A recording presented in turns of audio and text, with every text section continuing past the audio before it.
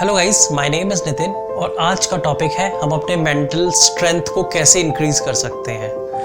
अपने mental strength को increase करने के लिए आज मैं आपको कई सारे टिप्स दूंगा जिसके अंदर आप अपने मेंटल स्ट्रेंथ को इंक्रीज़ कर सकते हैं। उससे पहले आप सबसे एक रिक्वेस्ट है, जिन्होंने अभी तक सब्सक्राइब नहीं करा है हमारे चैनल को प्लीज़ सब्सक्राइब कर दीजिए, लाइक कीजिए, शेयर कीजिए और उस बेल आइकन को प्लीज़ क्लिक कर दीजिए ताकि मेरी आने वाली वीडियोज़ की लिंक्स जो नोटिफिकेशंस हैं वो आपको प्रॉपर मिल जाए, राइट। उससे पहले एक चीज़ और कहूँगा, I am not promoting any brand in this video. ये टी शर्ट के जो पैसे हैं वो मैंने खुद खर्चे हैं और खुद टी शर्ट मैंने परचेज करी है मार्केट से, राइट।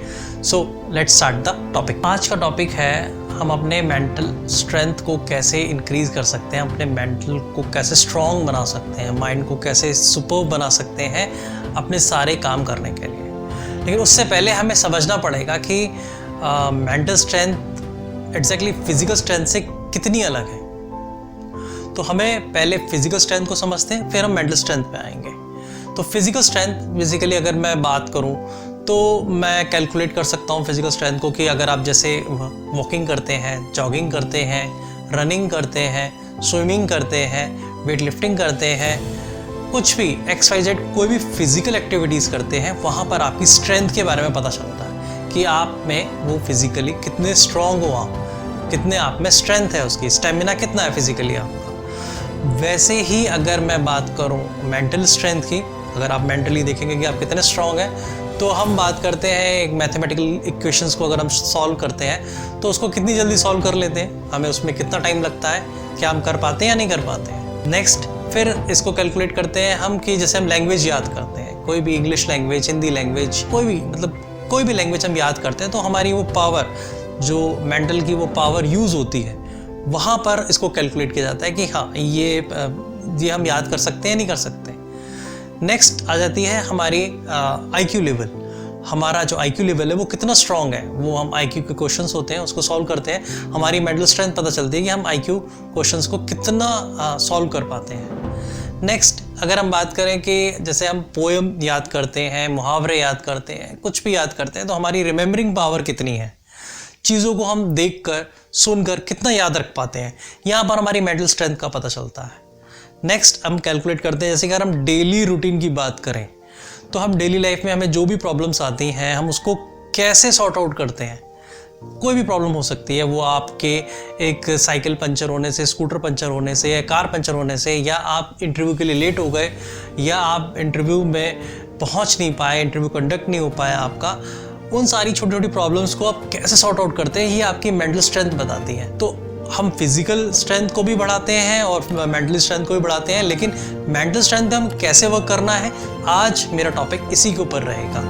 तो let's move on to the topic. तो मेंटली हम कितने वीक हैं, ये हमारे डे बाय डे जो हम रूटीन अपनाते हैं, जो हमारे सामने प्रॉब्लम्स आती हैं, उससे हमें पता चलता है कि कोई भी प्रॉब्लम आती है तो हम थोड़ा सोचने लग जाते हैं कि इसको कैसे सॉल्व करें या इस चीज़ से कैसे निकलें।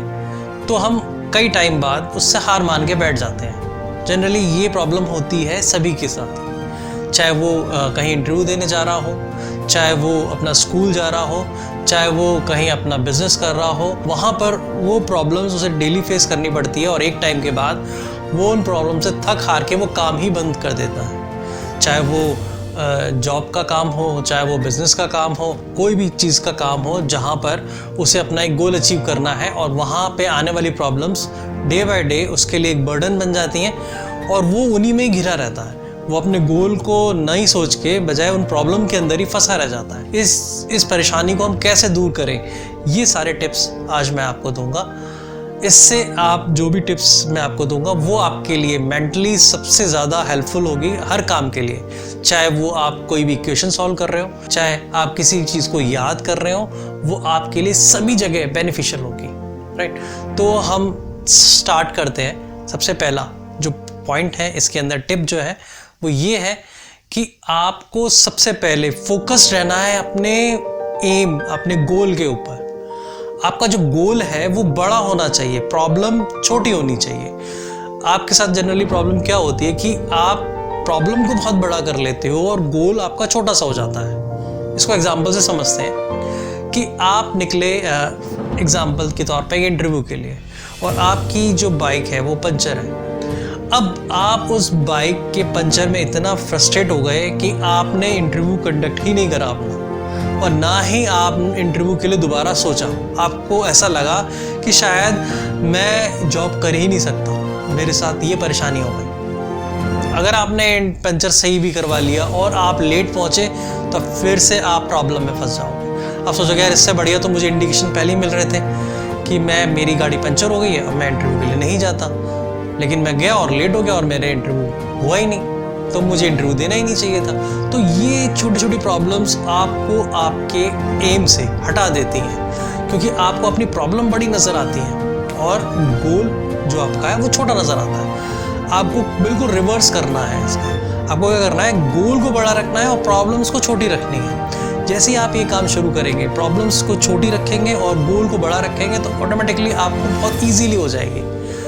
एक्चुअली होता ये है कि आप अपनी प्रॉब्लम में इतना फंस जाते हो, इतनी प्रॉब्लम्स आप अपने ऊपर बर्डन ले लेते हो कि आप अपने गोल के बारे में सोच ही नहीं पाते। तो आपको मेन सोचना है अपने गोल को अचीव करने के लिए, ना कि सिर्फ उस प्रॉब्लम में फंसे रहकर अपने इस प्रॉब्लम के अंदर ही ख़त्म हो जाने से, राइट। तो ये चीज़ एक, अगर आप इस स्टेप को करेंगे, इस चीज़ को करेंगे, तो ऑटोमेटिकली आपकी जो प्रॉब्लम से जो मेंटल स्ट्रेंथ है वो थोड़ा थोड़ा इंक्रीज होने लग जाएगा।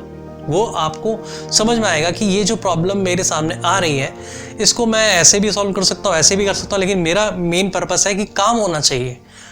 उस एम को पूरा करने के लिए आपको ये सारी प्रॉब्लम्स का मेन सॉल्यूशन यही चीज़ है कि आप प्रॉब्लम को छोटा मानकर इजीली कुछ भी कैलकुलेट करके आप उस चीज़ को ख़त्म करें और अपने एम को पूरा करें, राइट।